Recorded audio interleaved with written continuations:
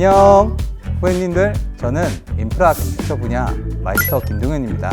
오늘은 저와 함께 멀티클라우드 트렌드를 완전히 전복해보는 시간을 가질 건데요. 함께 할 준비되셨죠? 그럼 지금부터 시작해 보겠습니다. 고고싱!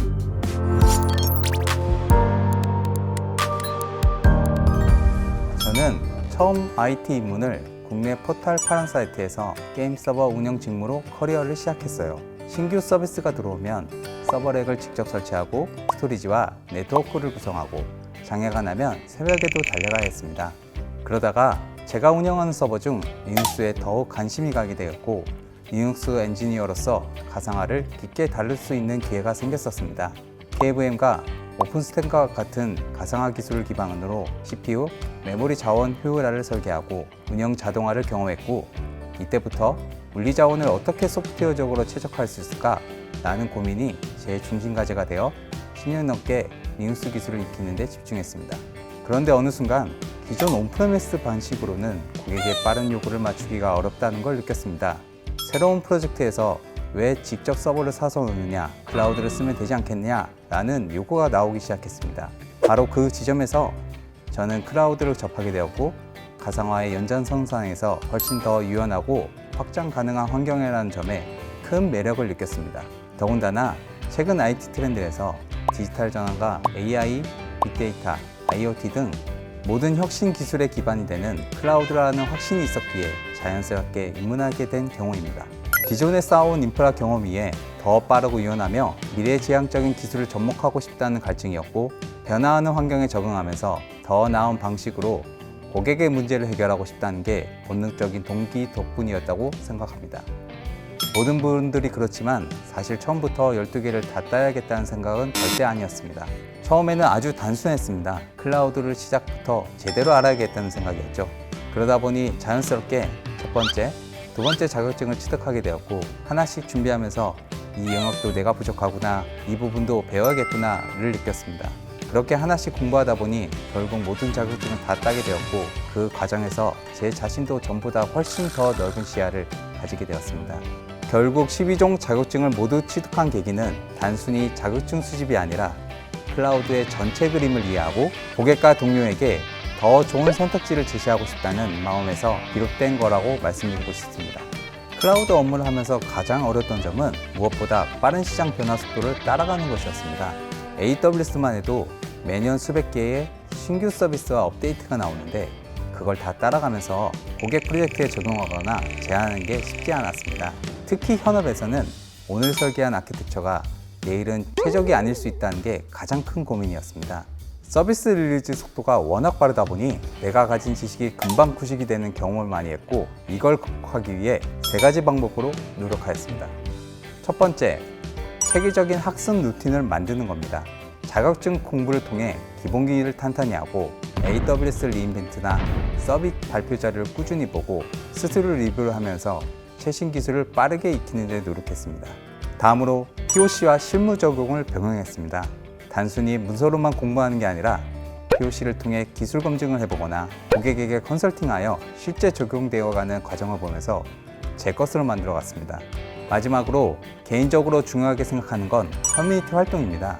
각종 소규모 모임에 적극적으로 참여하여 타사에서 적용한 신기술 레퍼런스를 빠르게 접할 수 있었고 다양한 현업 엔지니어와 경험을 공유하면서 저 혼자로서는 얻을 수 없는 인사이트를 확보할 수 있었습니다. 지금도 저는 새로운 기술이 나오면 이걸 어떻게 현업에 적용할 수 있을까라는 질문부터 던집니다. 그게 결국 어려움을 극복하는 제 방식이 되었습니다. KTDS는 오랫동안 KT와 그룹사 전반의 ITO를 책임지고 현업의 경험에서 비롯된 탄탄한 운영 역량을 보유한 기업입니다. 대규모 전산센터 운영부터 인프라, 네트워크, 보안 프로젝트 경험을 통해 얻은 운영 노하우와 안정성 확보 능력이 멀티클라우드 환경에서도 흔들리지 않는 강점이 됩니다. 덕분에 대규모 인프라 운영 안정성과 프로세스 체계를 이미 갖춘 상태에서 클라우드를 접목할 수 있었습니다. 그리고 KTDS의 강점은 무엇보다 실질적인 클라우드 전환 경험이 가능하다는 점인데요. 여러 그룹사와 대형 고객사의 레거시 시스템을 실제로 클라우드로 옮겨왔습니다. 단순히 작은 시스템을 옮겨본 수준이 아니라 대규모 엔터프라이즈 시스템을 실제로 클라우드로 전환한 경험이 있습니다. 이 과정에서 발생하는 성능 호환성, 운영 안정성 문제를 해결하는 경험과 쌓인 노하우가 멀티 클라우드 아키텍처를 설계할 때에 강력한 자산이 됩니다. 정리하면 KTDS는 운영 경험의 깊이, 전환 경험의 폭, 그리고 엔드투엔드 제공 능력을 모두 갖춘 만큼 멀티 클라우드 시대에 고객에게 실질적인 가치를 제공할 수 있는 회사라고 말씀드리고 싶습니다.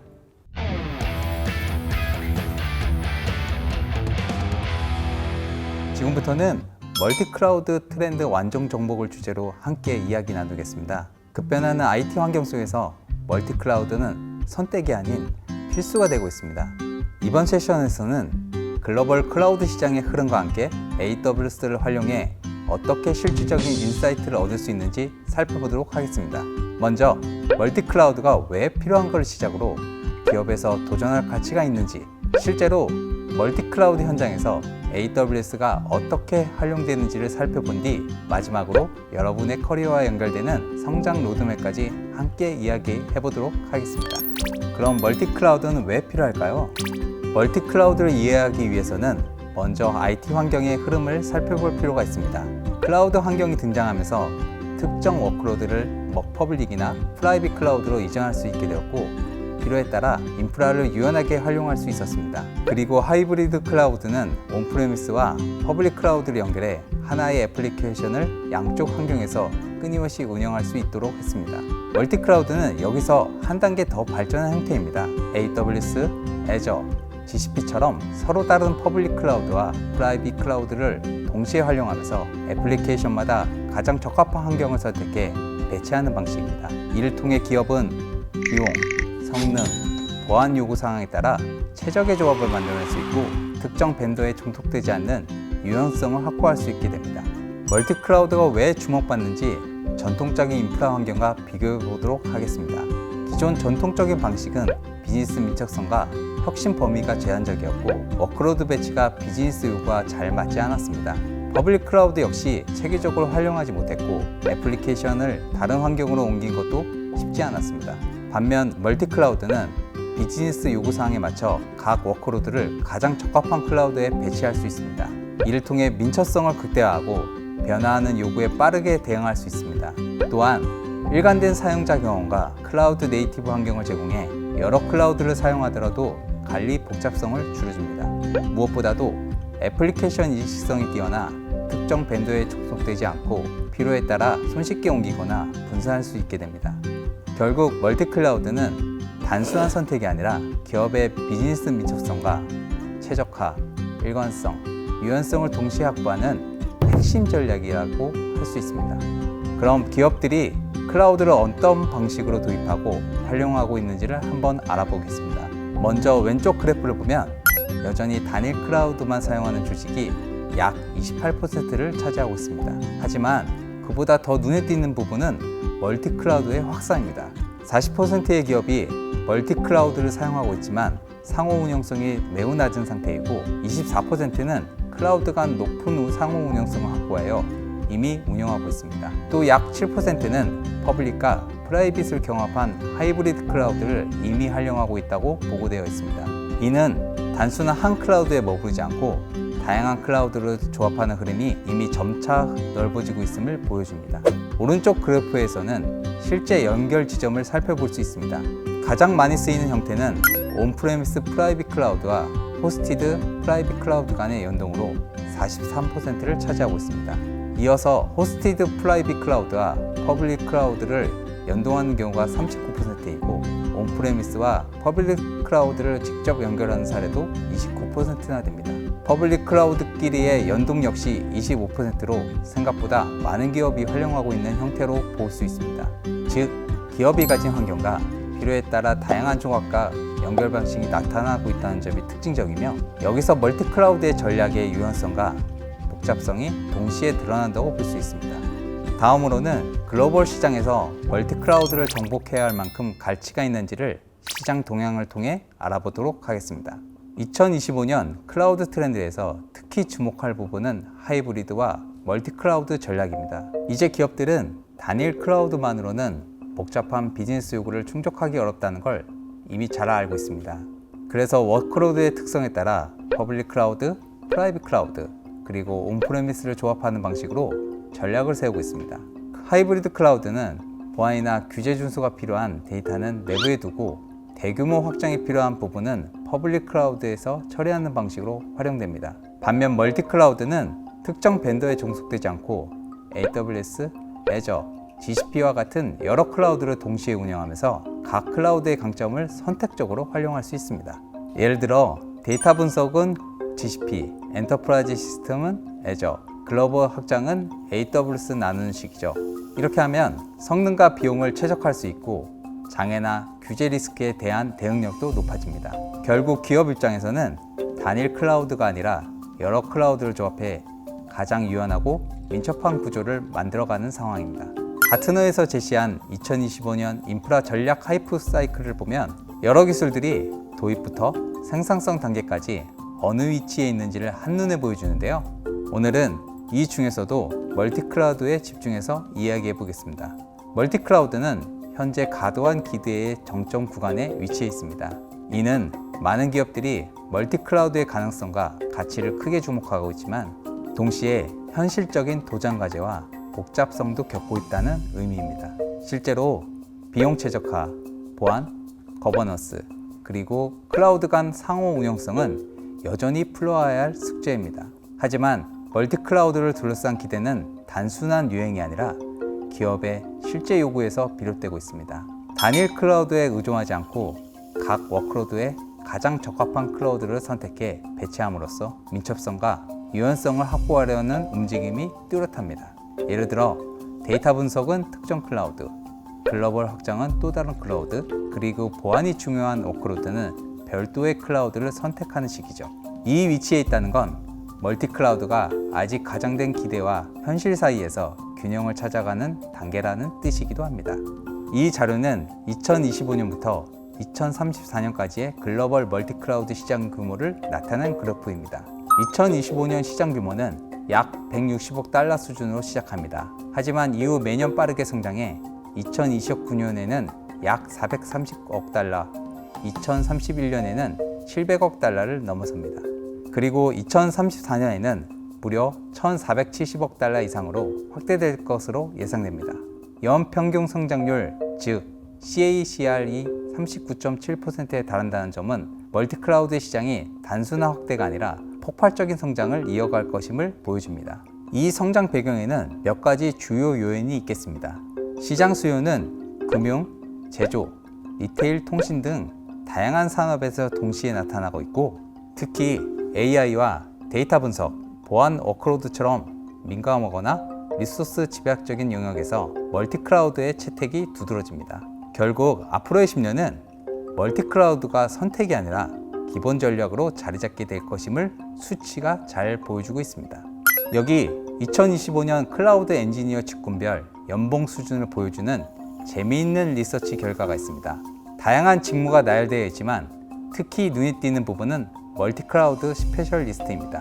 멀티클라우드 스페셜리스트는 엔트리 단계부터 다른 직군 대비 높은 보상을 받고 있으며 미들 레벨로 올라가면서 연봉이 크게 증가합니다. 그리고 시니어 레벨에서는 모든 직군 중에서도 가장 높은 수준에 도달하고 있음을 볼 수 있습니다.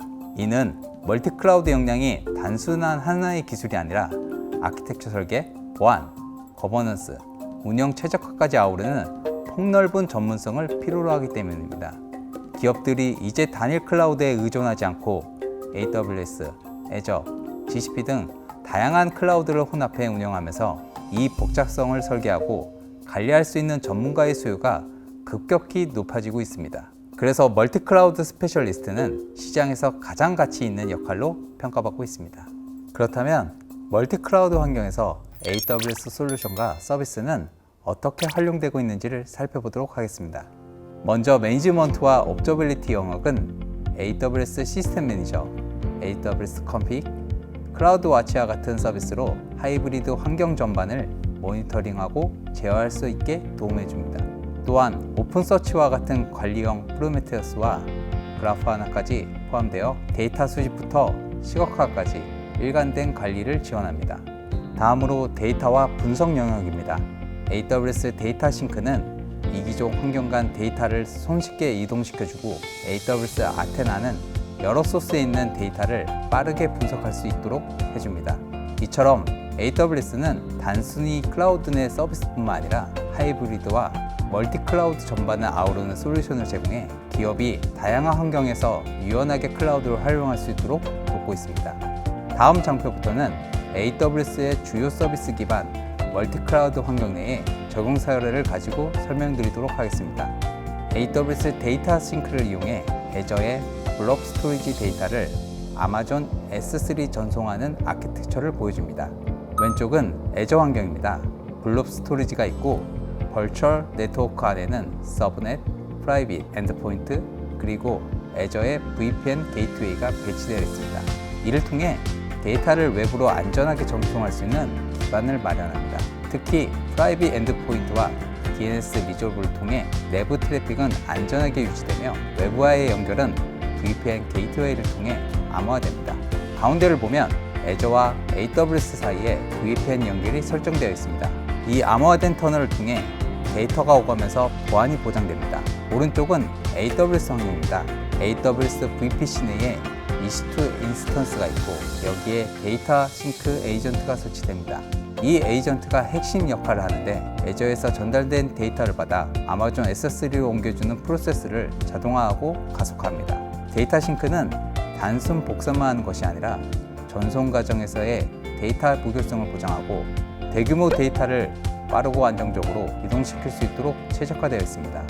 또한 VPC 엔드포인트를 통해 내부 네트워크 안에서 S3와 안전하게 연결되기 때문에 퍼블릭 인터넷을 거치지 않고 안정적인 데이터 이동이 가능합니다. 즉, 이 구조를 통해 기업은 온프레미스와 퍼블릭 클라우드를 넘어서 애저와 AWS와 같은 서로 다른 클라우드 간에도 데이터를 안전하고 효율적으로 전송할 수 있습니다. 데이터 싱크를 활용하면 단순한 마이그레이션뿐 아니라 정기적인 동기화 작업이나 아카이브 목적의 대량 데이터 이전에도 효과적으로 대응할 수 있습니다. 다음은 AWS 엘라스틱 DR을 활용해 애저 워크로드를 AWS 재해복구 사이트로 구축하는 구조를 보여줍니다. 왼쪽은 애저의 기본 운영 환경입니다. 애저의 구동 내 리소스 그룹 안에는 가상 네트워크 서브넷 그리고 애플리케이션을 동접하는 VM들이 있습니다. 이 환경은 애저 VPN 게이트웨이를 통해 외부와 연결되며 AWS와는 IPsec VPN 터널을 통해 안전하게 통신합니다. 오른쪽 AWS 기반의 DR 환경입니다. 여기서는 AWS 엘라스틱 DR 서비스가 핵심 역할을 합니다. 애저 VM에서 생성되는 데이터는 AWS VPC 내 스테이징 서버넷에 위치한 복제 서버에 지속적으로 보내집니다. 평상시에는 복제만 진행되다가 만약 장애나 재해가 발생하면 엘라스틱 DR이 자동으로 리커버리 서버넷에서 인스턴스를 기동하고 해당 워크로드를 빠르게 재구동시켜 서비스 중단을 최소화합니다. 이 아키텍처의 장점은 크게 세 가지입니다. 하나는 멀티 클라우드의 DR 전략을 실현할 수 있다는 점입니다.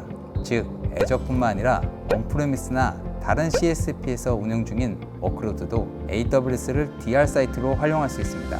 다른 하나는 탄력성과 비용 효율성입니다. 상시 대기하는 리소스를 유지하는 대신 복제만 수행하다가 실제 장애 시에만 인스턴스를 기동하기 때문에 비용을 크게 절감할 수 있습니다. 마지막 하나는 자동화된 복구 절차입니다. 엘라스틱 DR은 사전에 정의된 정책에 따라 복구 과정을 자동화하여 인적 개입을 최소화하고 RTO를 단축시킵니다. 정리하면 AWS 엘라스틱 DR은 단일 클라우드 의존을 벗어나 기업이 안정적이고 민첩한 멀티클라우드 재복구 전략을 구축하도록 돕는 핵심 서비스라 할 수 있습니다. 다음은 AWS 시스템 매니저를 활용해 애저 VM의 패치 작업을 자동화하는 방식을 보여줍니다. 핵심은 단순 패치뿐 아니라 롤백과 가식성 확보, 컴플라이언스 알림까지 포함된 엔드-투-엔드 자동화라는 점입니다. 먼저 클라우드 워치 이벤트가 정기적으로 트리거 역할을 합니다. 스케줄을 따라 자동화된 문서가 실행되며 우선 애저 VM들을 스캔해 어떤 인스턴스에 패치가 필요한지를 확인합니다. 이후 애저 오토메이션을 통해 태그 정보를 내보내고 이를 기반으로 패치 그룹이 분류됩니다. 각 패치 그룹은 단계별로 관리됩니다. 패치 그룹 A는 스캔 대상, 패치 그룹 B는 검증 대상, 패치 그룹 C는 실제 최신 패치를 적용하는 대상입니다. 이 과정을 통해 패치가 점진적으로 적용되며 문제가 발생할 경우 특정 그룹에서 멈추거나 롤백할 수 있습니다. 패치 및 인벤토리 로그는 시스템 매니저 인벤토리에 수집된 후 S3 버킷에 저장됩니다. 이후 아마존 퀵사이트와 연계하여 대시보드로 시각화되므로 관리자는 언제든 패치 상태와 컴플라이언스 상태를 직관적으로 확인할 수 있습니다. 또한 만약 패치에 실패하거나 컴플라이언스 위반이 발생하면 SNS를 통해 이메일 알림이 발송됩니다. 이를 통해 운영팀은 즉시 문제를 인지하고 대응할 수 있게 됩니다. 마지막으로 컴핏 규칙이 적용되어 패치 정책이 일관되게 유지되도록 보장합니다. 즉, 이 아키텍처는 애저 VM 환경에서도 AWS 시스템 매니저를 활용하여 자동화, 표준화, 가시성, 롤백 기능을 모두 제공하는 하이브리드 운영 모델이라고 볼 수 있습니다. 정리하면 이 구조를 통해 기업은 운영 부담을 줄이고 보안성을 강화하며 동시에 컴플라이언스를 충족할 수 있게 됩니다. 클라우드 기술은 특정 기술에 국한되지 않고 최신 신기술을 빠르게 접하고 역량을 쌓아 성장해야 합니다. 멀티클라우드 전문가로 성장하기 위한 학습 로드맵을 이야기해 보도록 하겠습니다. 첫 번째는 코어 IT 스킬입니다. 여기서는 운영체제와 네트워크, 보안 같은 기초 역량을 다집니다. 두 번째는 클라우드 네이티브입니다. AWS, 애저, GCP와 같은 주요 퍼블릭 클라우드 서비스 모델을 배우고 EC2, VM, GC와 같은 컴퓨팅 자원과 S3, 블록, GCS와 같은 스토리지 서비스 활용을 익힙니다. 세 번째 단계는 클라우드 인터그레이션입니다. 실제 멀티 클라우드 환경을 운영하기 위한 필요한 역량으로 도커와 쿠버네티스와 같은 컨테이너 오케스트레이션 같은 기술 역량이 반드시 필요합니다. 마지막 단계는 클라우드 최적화입니다. 서버리스 아키텍처, 데브스옵스, 피놉스와 같은 최신 트렌드를 반영하고 하이브리드 및 멀티 클라우드 아키텍처 설계, 재해복구와 고가용성, 규제와 거버넌스까지 포함됩니다. 이처럼 멀티 클라우드 학습은 기초 IT 역량에서 출발해 클라우드 네이티브 이해, 통합 역량 확보, 그리고 최적화와 거버넌스 단계로 점차 확장되는 체계적인 여정이라 볼 수 있습니다.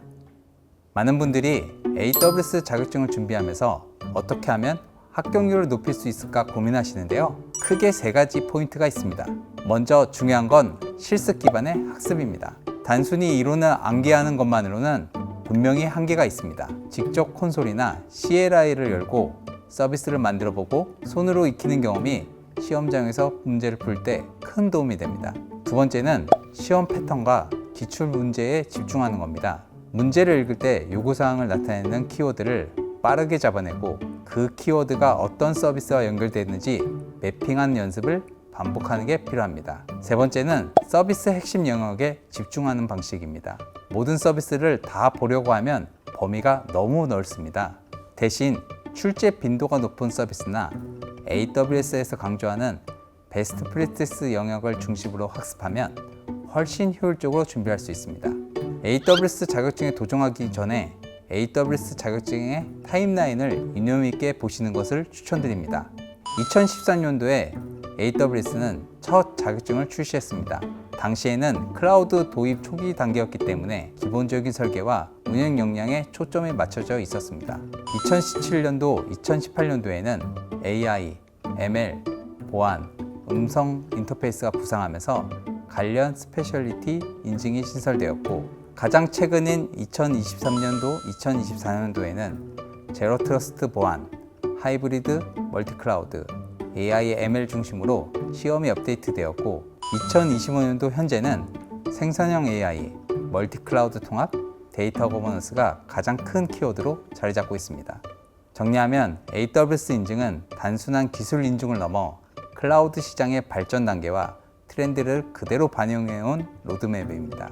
결국 AWS 자격증은 개인 역량 검증뿐만 아니라 클라우드 산업이 어디로 향하는지를 보여주고 있는 지표라고 할 수 있겠습니다. 다음은 AWS 학습을 어떻게 단계적으로 접근하면 좋은지를 보여주고 있습니다. 처음 시작은 언제나 기초를 탄탄하게 다지는 것입니다. 예를 들어 EC2를 공부할 때는 단순히 인스턴스를 띄워 보는 데서 끝나는 게 아니라 인스턴스 타입, CPU 크레딧, 볼륨과 키페어, 사용자 데이터 스크립트와 같은 세부 요소를 꼼꼼히 이해해야 합니다. 그 이후에는 네트워킹과 보안 영역으로 확장됩니다. 이러한 부분이 제대로 이해되지 않으면 어떠한 고급 서비스도 안정적으로 활용하기 어렵습니다. 그 다음에는 운영과 확장성으로 눈을 넓힙니다. 오토 스케일링을 활용해 트래픽에 맞춰 인스턴스는 자동으로 늘리거나 줄이고 로드 밸런스를 통해 고가용성을 확보하는 방법을 익히는 거죠. 이 단계에서 클라우드를 단순히 쓸 수 있는 환경에서 운영 가능한 환경으로 끌어올리게 됩니다. 여기까지 기반을 쌓으면 데이터베이스와 서버리스, 컨테이너와 같은 고급 주제로 자연스럽게 확장할 수 있게 됩니다. AWS 학습은 단순히 서비스 기능을 나열식으로 배우는 것이 아니라 기초를 탄탄히 하고 그 위에 하나씩 지식을 쌓아 올리는 과정이라고 보시면 됩니다. 그렇게 해야 서비스들이 서로 연결되는 흐름을 이해할 수 있고 결국에는 아키텍처 단위로 설계하고 운영할 수 있는 눈이 생깁니다. 다음은 AWS 자격증을 어떤 경로로 발급할 수 있는지를 역할별로 정리한 로드맵입니다. 먼저 아키텍처 분야에서는 클라우드 프레셔와 솔루션 아키텍처 어소시에이터가 기본 출발점입니다. 데브옵스 분야는 솔루션 아키텍처 어소시에이터를 필수적으로 거친 뒤 권장 단계에서 데브옵스 엔지니어 프로페셔널을 취득합니다. 이 과정을 통해 인프라 자동화, 배포 파이프라인, 모니터링까지 다루는 데브옵스 역량을 확보하게 되고 선택적으로 보안 전문가로 확장해 데브셉옵스까지 커버할 수 있습니다. 마지막으로 AI, ML 분야에서는 데이터 엔지니어 어소시에이트를 기반으로 시작합니다.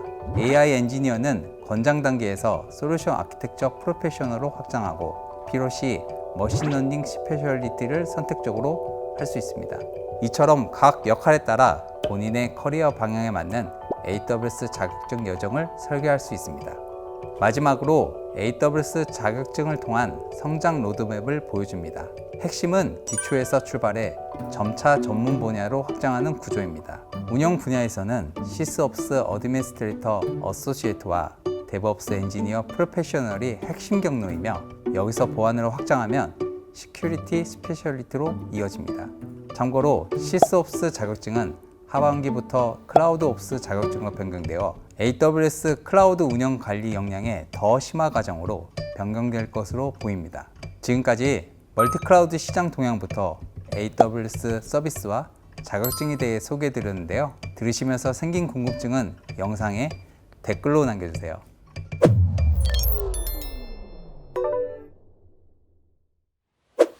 아무래도 기본 지식과 경험이 미흡한 분야와 전문 기술 영역이었습니다. 저는 리눅스와 가상화와 같은 인프라 영역에서 경험이 오래되었기 때문에 인프라 아키텍처 관련 시험들은 비교적 자신 있었어요. 그런데 AI, ML이나 데이터 분석 쪽은 제 백그라운드가 부족하다 보니 전문 용어나 배경들이 처음에는 굉장히 낯설었습니다.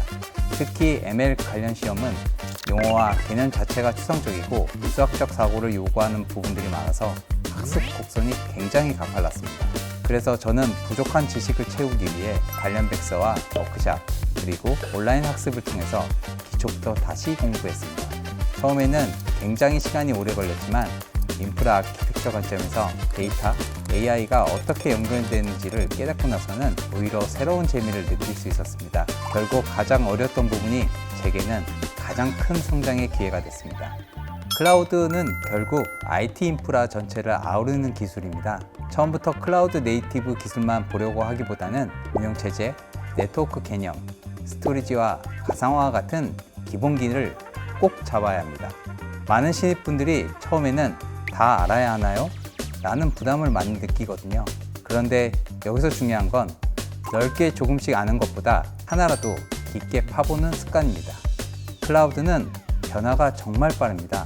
새로운 서비스가 나오고 가격 정책이 바뀌고 아키텍처 패턴도 계속 진화해요.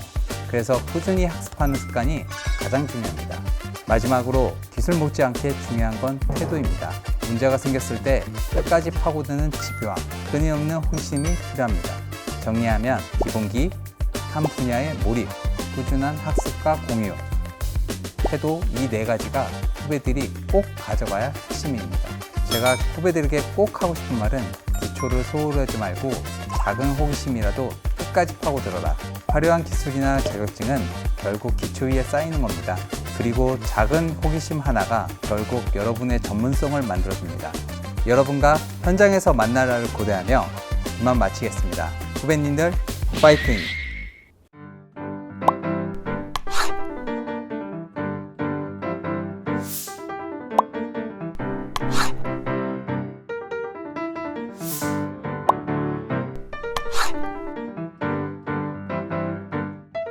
문과생도 클라우드 전문가가 될 수 있을까요?